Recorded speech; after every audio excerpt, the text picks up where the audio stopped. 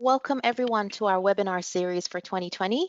Today is an exciting one where we've got Alistair, who's going to be talking about our Tasmanian Institute of Agriculture and some of the programs that fall under it, such as the bachelor degrees and the master degrees. And we've also got Edna Chong here, who is one of our honours year students, who's going to be talking about her experience as well. So thank you for joining both of you today. I'm really looking forward to this session. And just a few housekeeping rules for the audience. So feel free to pop in your questions throughout the presentation. We will have a question and answer towards the end of the presentation as well. And all PowerPoint slides and recordings will be available on our website. I'm going to hand it over to Alistair to start off the presentation. Thank you so much, Alistair. Thank you, Mona, and thank you for the introduction, and welcome to everybody out there in this virtual world, and thank you for listening in. Okay, so I am from the Tasmanian Institute of Agriculture. It's an institute within the University of Tasmania. But before I do speak about who we are and what we do, I would just like to do acknowledgement of country, and that is that we are meeting across Lutruwita, which is Aboriginal land, sea and waterways. While we're coming online, we are coming from this particular original land.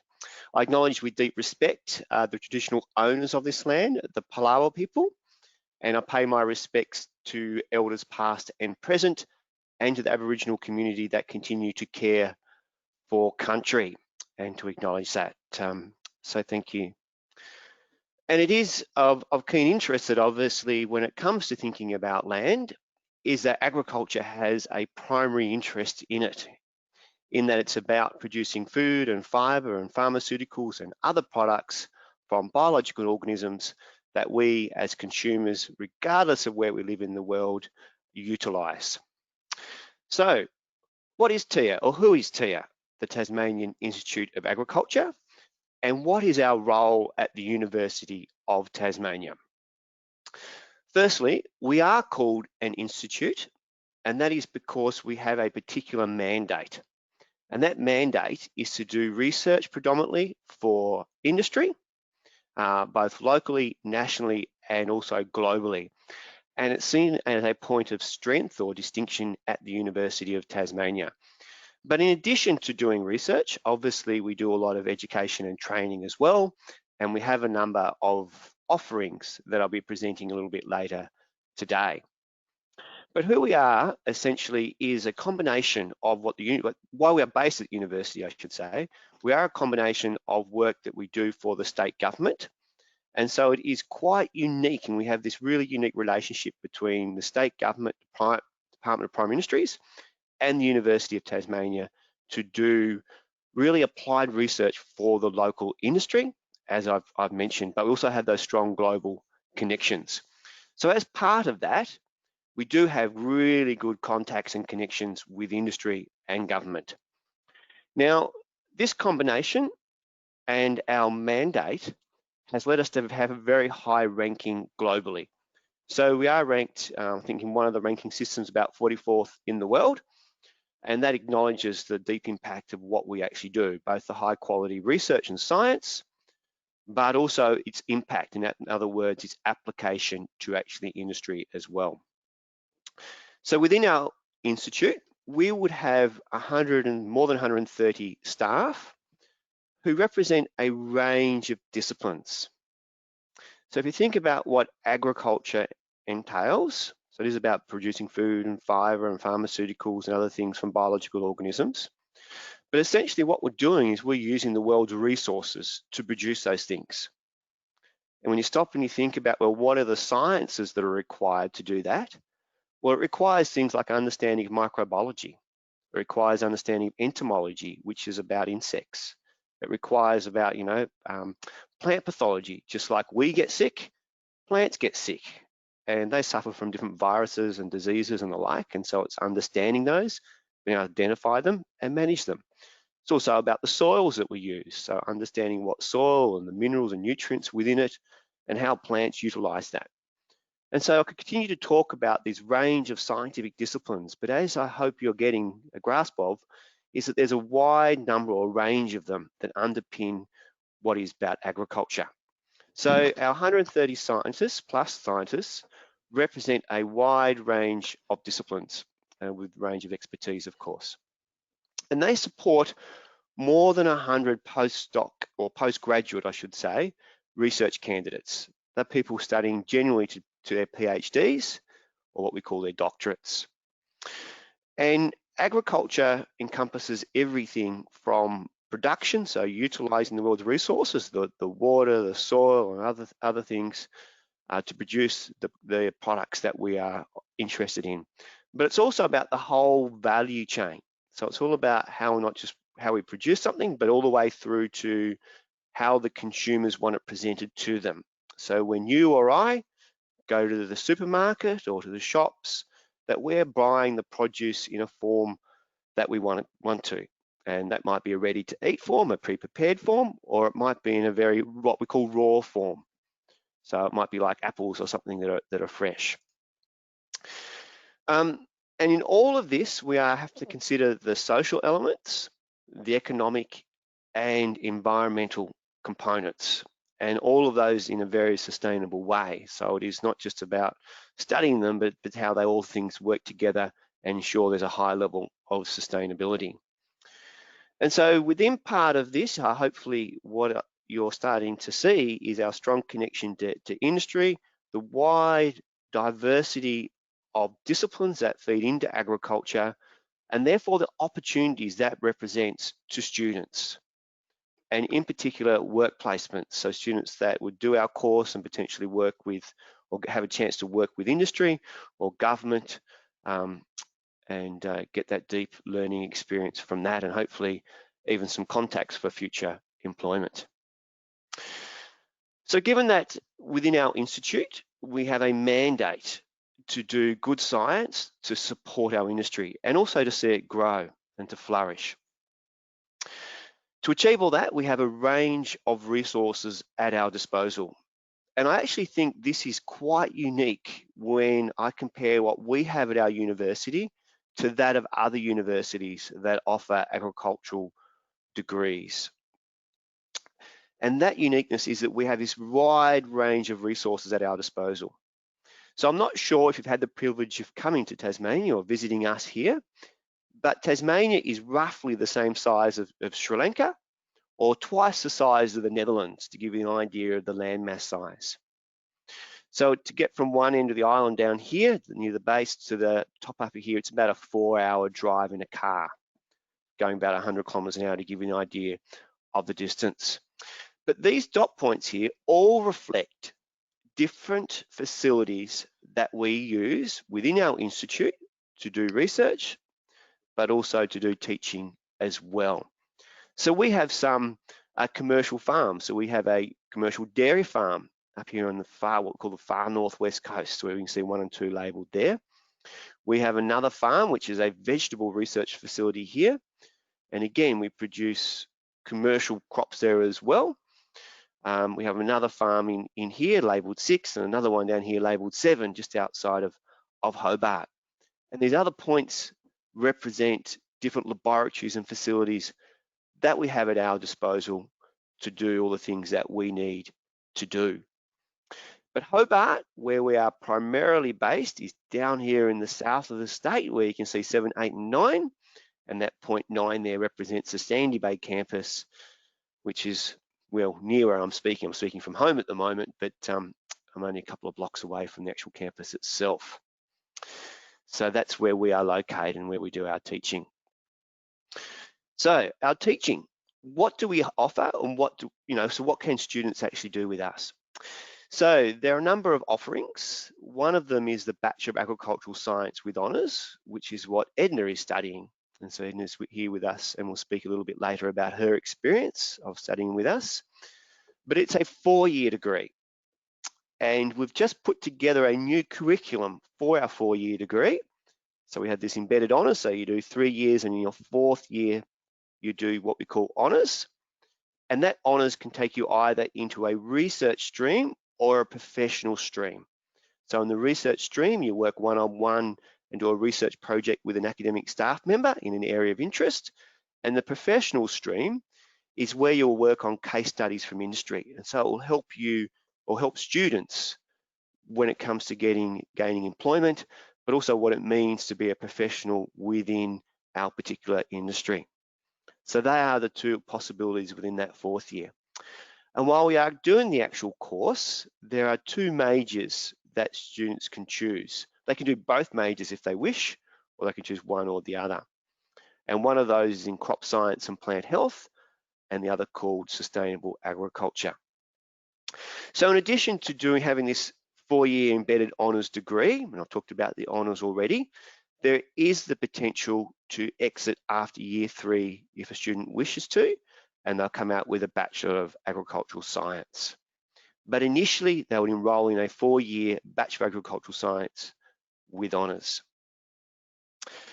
So our 2 majors, which I've already touched on a little bit, one of them is called Crop Science and Plant Health, and it's mainly around plants, how they grow and develop, the chemistry, the biochemistry, how to manage all that, but also to how you can then take the produce we get and turn it obviously into different food products. And so that is primarily what this particular major is about. And obviously when it comes to thinking about foods that we consume, most of them are actually derived from plants. And so that's one of our majors, and our other major is called sustainable agriculture. So this brings together plants and animals in the farming type systems and thinks about the ecology, the whole system, when you think of it in its fullness. And so thinks about the soil science, the spatial sciences, all those sorts of elements, and how we can use technology to ensure that we have actually sustainable systems.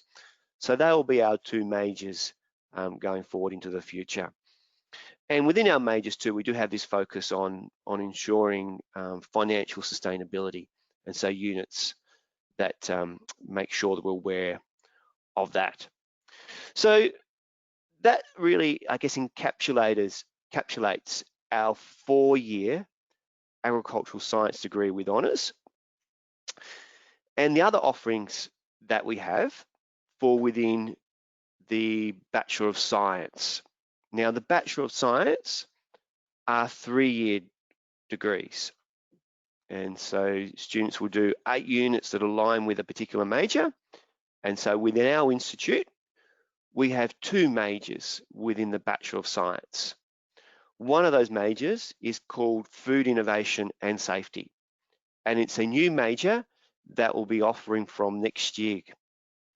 So there'll be fortunate students who will be commencing that, and they'll be based primarily out of Launceston, which is in the northern parts of the state. So Hobart is in the south, and Launceston is about a 2-hour drive from Hobart, and it's north of Hobart.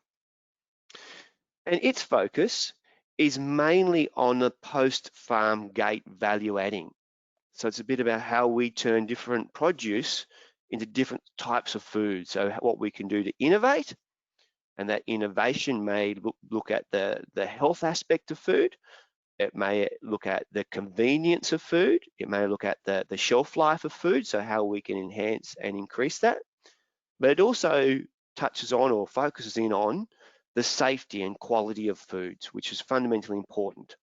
Because each time you or I go to the shop and we purchase food products, there is an element in the back of our minds that we are assuming that food is safe for us to consume, and rightly so, that should be a good assumption. But it's about how we do assure those and how we meet all the government requirements around producing food and supplying food through to consumers. So that's what this particular major looks at. And so graduates that come out from this particular major in the future will have strong practical skills around food production, about new innovative food products, about processing technologies, and it will be about the latest. And we're very fortunate that in the Launceston areas, that northern parts of Tasmania, that we have some very strong businesses or multinational companies that invest in producing different food products in that region. So it does integrate quite nicely with what we see in that part of Tasmania.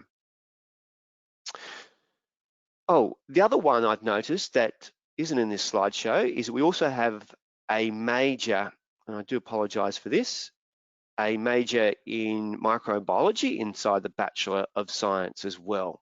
And that's delivered out of Hobart, so in the south of Tasmania. And that microbiology covers everything from medical microbiology to environmental microbiology and food microbiology. And so that's, again, a 3-year offering, and you do 8 subjects around microbiology. So that covers off on our bachelor degrees. So they are, just to summarise, they were the Bachelor of Agricultural Science with Honours, which is a 4-year offering, and then our 3-year offerings, which were the Bachelor of Science, one with a major in food innovation and safety, and the other major being microbiology. Now, the next step is to look at our master's degrees. This is our Masters of Applied Science, and they are 2-year offerings. So they're made up of 4 semesters. And the first semester is really what we see as an opportunity when students, and usually from overseas students that enroll with us into this program, their first semester is really the opportunity to understand what the learning environment is like. And so it's really about consolidation semester. And they do 2 more semesters of science-based units. And in their final semester, their 4th semester, they get to choose whether they do a research pathway or a professional pathway. And so that might be, if it's a research pathway, they will do one-on-one work with an academic staff member in an area of expertise of their interest. And so they produce a thesis, which obviously gets assessed and so forth. In the professional pathway, it's a little bit like the honours. The students do a range of case studies that are presented to them, and they might be about the sustainability type issues, they might be production or business orientated issues, and they actually work through each of these case studies to put forward recommendations as a consultant would out there in industry. So they are the 2 options that students have in this two-year offering within the Master of Applied Science in Agricultural Science. Okay. The other stream that we have within the Master of Applied Science is that of microbiology. And similar to our Bachelor of Science with a major in microbiology, I'd have to say it's quite unique because we cover off everything from medical microbiology, environmental microbiology, food microbiology, and microbiology as it applies to a wide range of things. And so it is quite broad, and so therefore the job opportunities could see people head into the health sector, equally working as someone working in the food sector, or even environmental type areas. And similar to the agricultural science stream, it's a 2-year offering. And so there's 4 semesters, and in the final semesters, they do a research project with an academic supervisor. Okay, so these offerings that we have within our institute can lead to a diverse range of career opportunities. And I think when I compare it to the other science disciplines that I see offered at whether it's our university or other universities, I'd have to say the career opportunities are far more diverse. As I've already said with microbiology, you could end up working in the health sector in, say, pathology labs.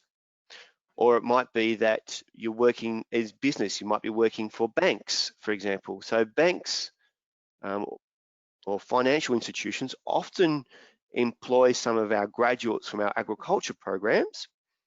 And the reason they do that is because it's easier for them to train somebody up in that finance area who has a strong understanding of agriculture and agricultural science, to then train them up in the finance areas, and then they can actually get them to work with people that invest in the agriculture sector. And that way, when they are providing loans and things to people within that particular sector, they're doing that through someone who actually understands the sector itself. So a lot of our graduates also end up in the finance sector. Equally so, they could end up in food industries, beverage industries. They could actually start their own agribusiness. Some of our graduates end up working overseas in international aid. or they may go on to have research careers in different sciences. And those sciences may be in soil science. They could be in entomology, the study of insects, or plant pathology, or biosecurity. So there's a diverse range of disciplines that make up agriculture, and they're important to providing food and fiber and other things that we actually derive from living organisms. And that's what agriculture is about. So there are a wide range of career opportunities for students, and we do know that there is a strong demand for our graduates from our particular programs, which is a good thing. So that brings me to the end of talking about our offerings. And I think there's nothing better than to hear from somebody who's actively involved. So I would like to introduce Edna. And Edna is in her 4th year of our Bachelor of Agricultural Science. So this year she's doing honours. And I know that she's been working on the pollination of carrot seed crops, and in particular looking at particular insects that do that pollination and their relative role in that pollination. But I'd like to hand to Edna to speak about her experience, and also hand back to Mona, so I guess to ask questions about Edna's experience. So Mona, I think firstly over to you, then to Edna. Yeah, thank you so much, Alistair. That was such a great presentation and it just drilled down everything really nicely. So thank you so much. Edna, it's great to see you here. Thanks so much for joining. I think the main thing I just wanted to talk to you about was just your overall experience as a student in the Tasmanian Institute of Agriculture, and what are you currently studying? I know it's there on the screen in front of everyone, but how are you finding it so far with your experience with your study at the moment, Edna? Yep, thanks Mona. Thanks for the introduction. So I would say as an international student, I have no experience, no agricultural background. I don't have any agricultural experience prior to coming from Tasmania. However, I feel like I've learned it's a very enriching experience because I've learned so much. Like, just want to add on what Alistair have said. So I've learned different areas of agriculture, and it's not only limited to local. I learned a lot about the global agriculture as well. And all the lecturers and tutor, they are very patient and they are very helpful with my studies whenever I have a question. So overall, I feel like it's a really enjoyable experience, and I don't think I have faced any major difficulty throughout my degree. Yep. That's great.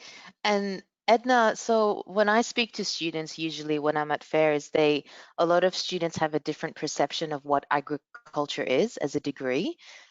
Before you started, what was your perception versus when you started the course? Was it a big difference as to what you thought it was before, like what agriculture generally was, as to what people usually think? And then when you started your course, did you expect it to be something completely different? Yes, so before coming, um, I don't really know there are so many areas to agriculture. So I know was the idea before coming here was agriculture is basically being a farmer. And throughout my degree, I've realized that it's definitely more than that. We learn um, a lot more than how to grow plants. We learn about, for example, the plant physiology and even soil, what soil we need for the plants. Even other than that, we learn a lot about research as well, all the research technique, research analysis. So it's a lot more than just planting and growing plants. That's really good to hear. And I also try to explain to students that agriculture is not just about farming, it's a lot more than that. So it's really good to hear firsthand from you, Edna. What's been, I guess, the highlight of your study at the moment? Or, yeah, what has been the best experience for you so far studying your degree? I'd say my best experience would be being able to learn, being able to do a lot of placement even within my degree. So during my course, I actually signed up for a unit called agribusiness placement. So I was able to work at a local agriculture company called Roberts, and it's actually an internship opportunity for available for all agriculture students. So during the intern, I was given the opportunity to follow an agronomist around, and she was able to show me different aspect of an agronomist.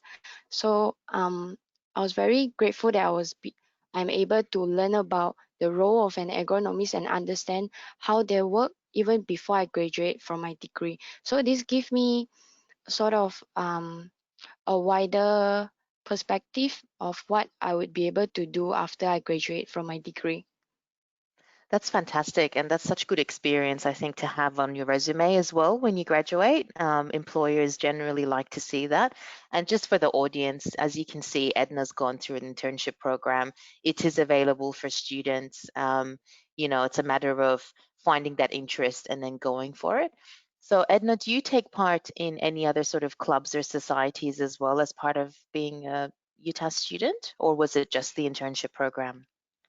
Um, I'll say I participated in quite a lot of activity during my study. So I volunteered for UTAS Life. So UTAS Life is Hmm. basically a group run by UTAS student to organize activity for both international student and domestic student. Other than volunteering, I was a president for the Malaysian Student Societies as well. Um, so I was able to run a lot of activities for both Malaysian students and students from other country. And during my studies, I actually work in the university as well. So actually a lot of job prior to the COVID period. There's actually a lot of on-campus job opportunity available for international students. So if you come to UTAS and you would like to gain some work experience and meet some new people, so there's definitely a lot of volunteering experience and job opportunity available for you. Props to you, Edna. I think you've done more than I did when I was an international student. So well Thank done you. for taking part and doing all of that. And I also usually encourage students to do volunteer work to try and find, even if it's a small job, it doesn't really matter what kind of job it is. It is all about multitasking at the end of the day, isn't it? So studying full time, Yep. volunteering, whatever it is on the side. In terms of, you said COVID, so obviously with the current situation happening across the world, prior to COVID, I guess, how were your classes looking like? And now obviously everything is online. What sort of recommendation do you have for students who want to start online, who have joined either this semester too or next year? Do you think, has it been okay for you so far in terms of experience with online study? Um, in the beginning, I would say I have to be honest, I've struggled a bit because um, everything sort of move online. I have to like be really disciplined with myself because it's so easy when everything is online. It's really easy to miss your lecture and miss your online tutorial. Hmm. But after a few weeks, I'm getting accustomed to the current study mode, and if I even find that by studying online, I actually have more time for my experiment because I'm doing my honors at the same time while I was doing other units. So it's definitely difficult in the beginning, but I think after a while you will get used to it. I think the only difference would be not being able to attend practical in person, but I would say a lot that some of the lecturer are still really keen to deliver some classes on campus. So I do still attend some practical on campus, but it's just that the number has been cut down. So I think all the lecturers are trying their best to deliver everything to us and teach as much to us.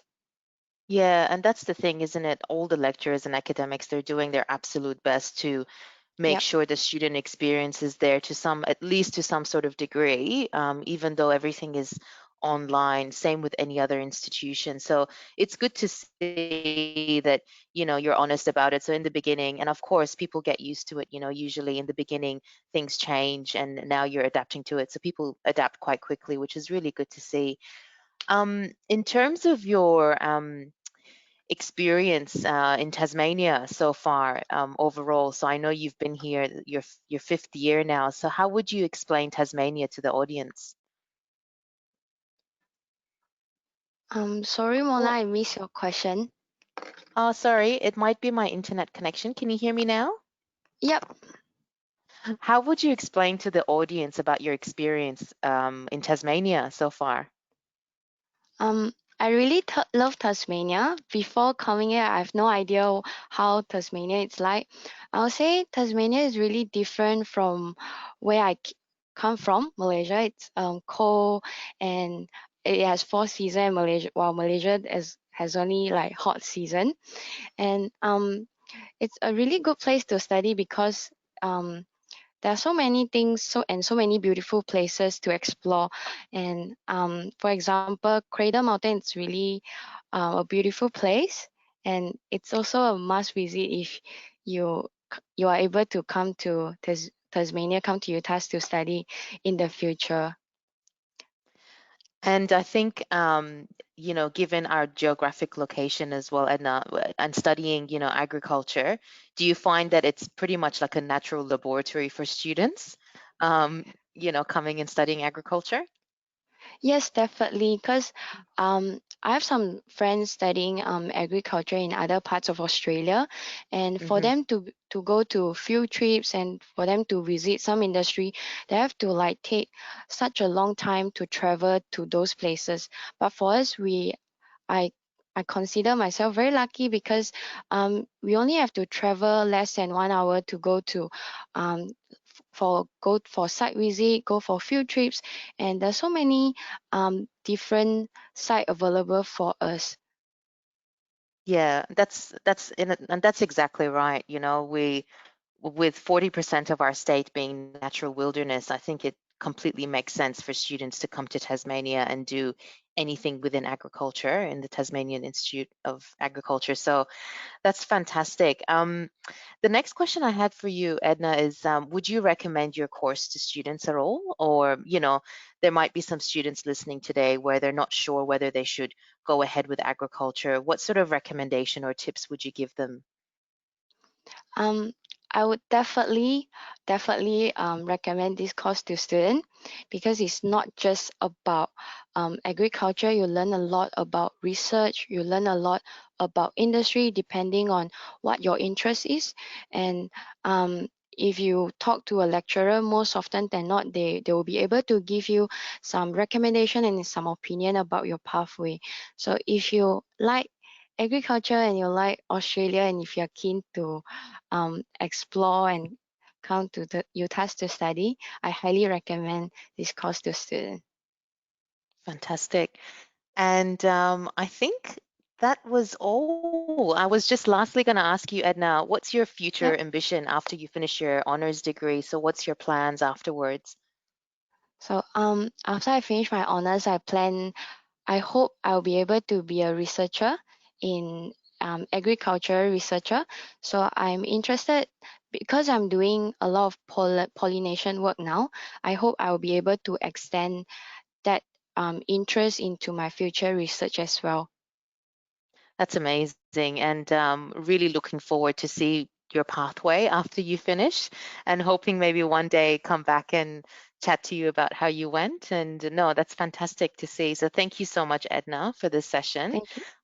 Thank Alistair, you. if you don't have anything to mention or comment, I might go to question and answer.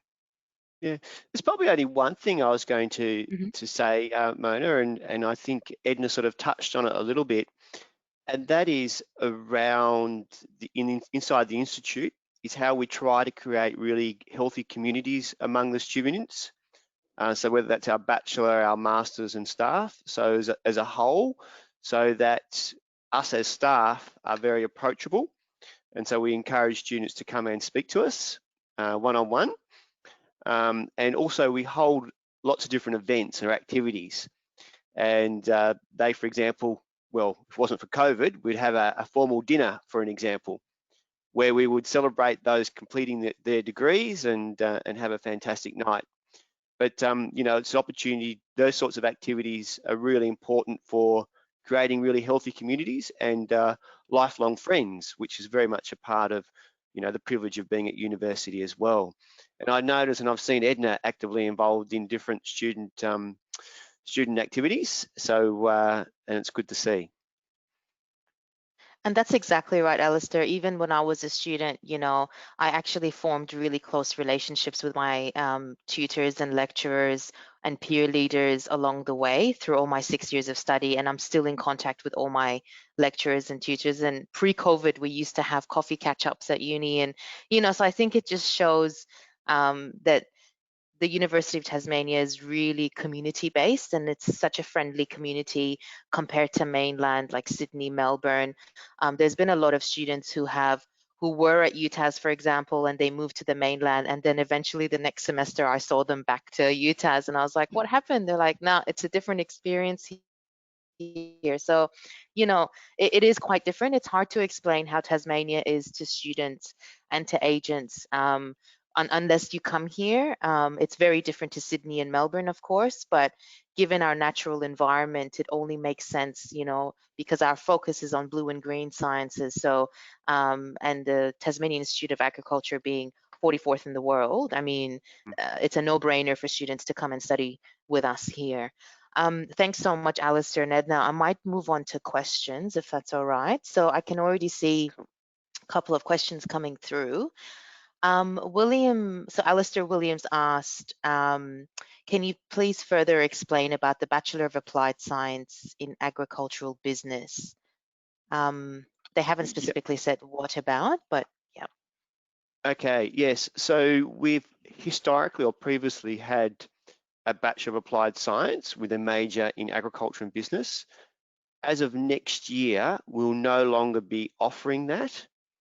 So what it means is in the way the new structure works, so I've talked about our Bachelor of Agricultural Science with honours. So as part of that, so in the first 3 years, you'll study 24 different subjects or units.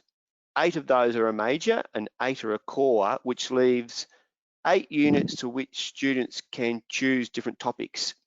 And so in place of that Bachelor of Applied Science, which has a part major in business, then students can choose a business major for those particular 8 units. So we no longer offer it, the one you're talking about, but we have an alternative pathway, if that makes sense. And so if they enroll in that Bachelor of Agricultural Science with honours, they can choose the agriculture, which is the core and a major, and plus they can do 8 other units, which can be a business major. So they can do a double major, basically. Thanks, I hope that Alistair. And answers that the question. major, Yep. yeah, and that major can be anything within Tasmanian School of Business and Economics. Yeah. That's right. So students anywhere across the university, so they can put different majors together at the moment. That's correct. And so they can choose it whether it's in business or economics, wherever they like. Yep. Awesome. So That makes complete. increases the opportunities. Yeah. Yeah, of course. The next question I had was, I think this is more pre-COVID situation. How often are classes taken outside of the classroom? Edna, maybe you can, if you know that answer, you can answer that one. Yeah, it varies depending on the unit, but I would say we go out for field trip quite often, sometimes once a week and sometimes twice a week, depending on the structure of the unit. But I would say every unit that I've studied more have at least one field trip. Yeah, no, that's good. Thanks, Edna. Williams also, no, we've answered Williams' question. That's just a double up. So Ray's asking, what if I'm from Singapore where there are no lands for me to work on? What are the career opportunities that I can seek using agricultural science? Alistair? Okay, good question. So we've had a number of students from Singapore come and study with us. And when I reflect on their career journey or pathway, they've been quite diverse. So I'm thinking of one of those who went on to do a research type career. Another one that I'm thinking of works with a national government funding agency, and that's about supporting research and development in horticulture in the country. So move more into project management or overseeing investment in research and development. Others have worked within that food supply chain. So agriculture is not just about production.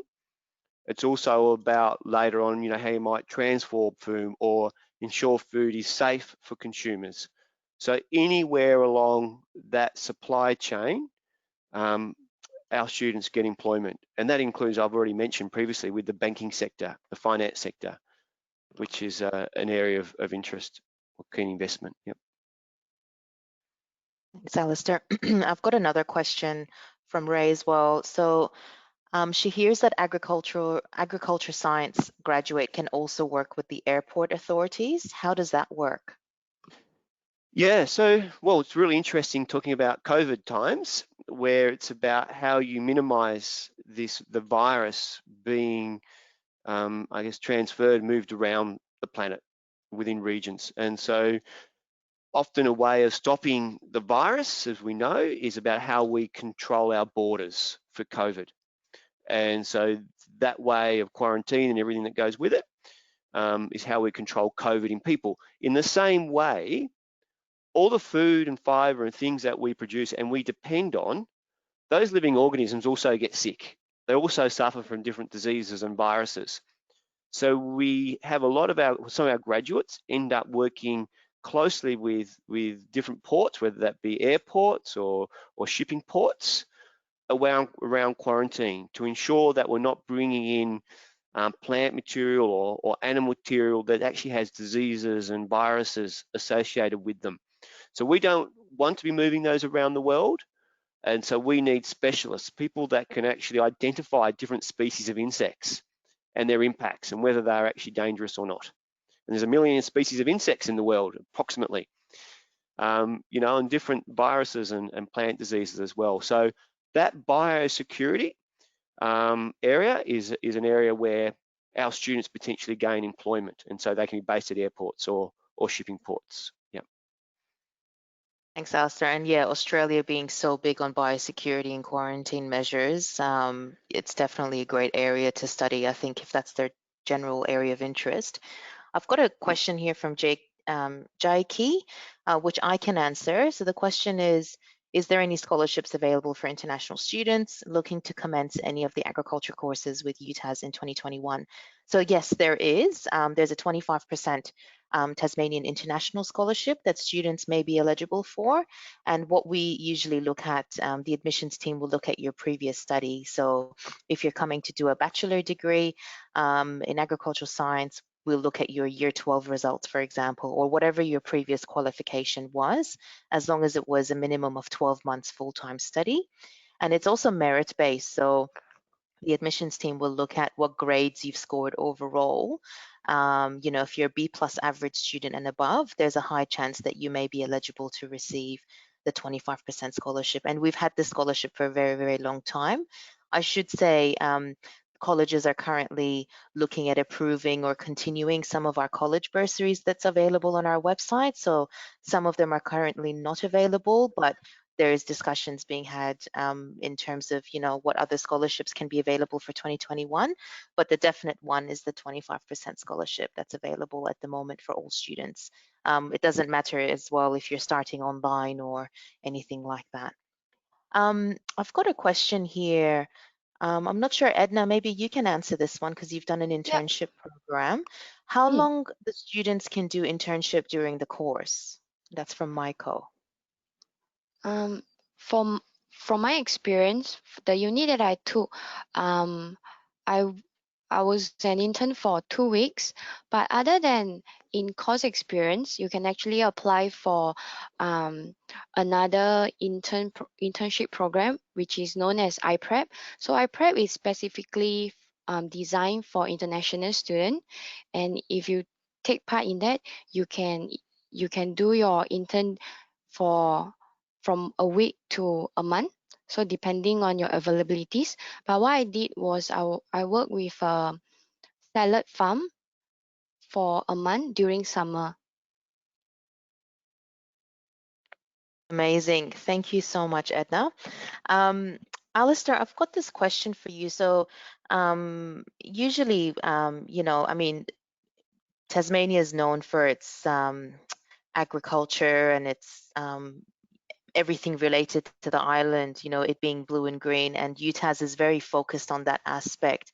When you were discussing about sustainable agriculture, what is different with the Tasmanian Institute of Agriculture, and basically what's the key component in terms of teaching and how we pretty much teach sustainable agriculture since it's so big right now?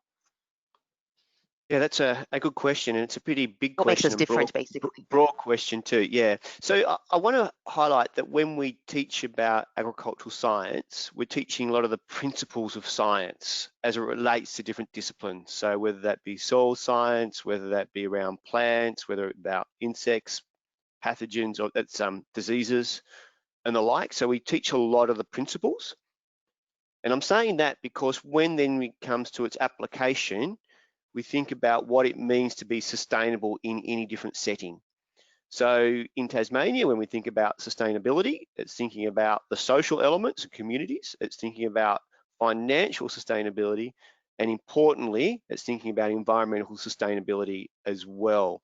So we're trying to making sure that we're thinking about all those three key aspects of sustainability.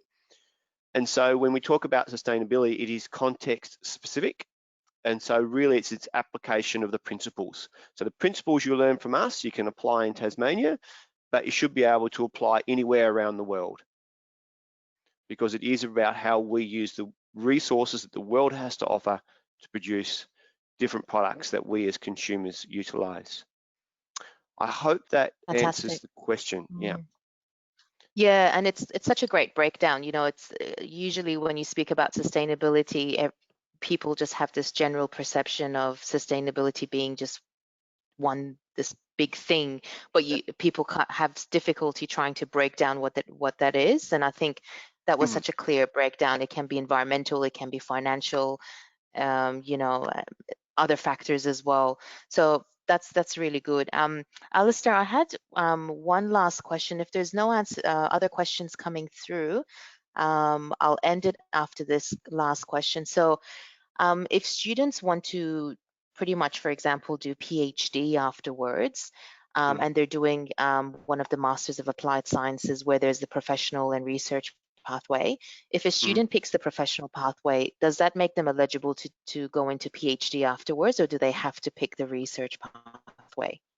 If they're thinking about a PhD afterwards, we'd encourage the research pathway. But you Yeah, do have to achieve a minimum score in your units or the subjects that you study up until that point. And so the last thing we want to do is set someone up for failure. So we want to set students up for success. So that's why they have to achieve a minimum of a credit average to get into the of research course. pathway. Yep, yep. So we Awesome. would encourage them into the research thesis pathway if the PhD is where they want to head. Yeah.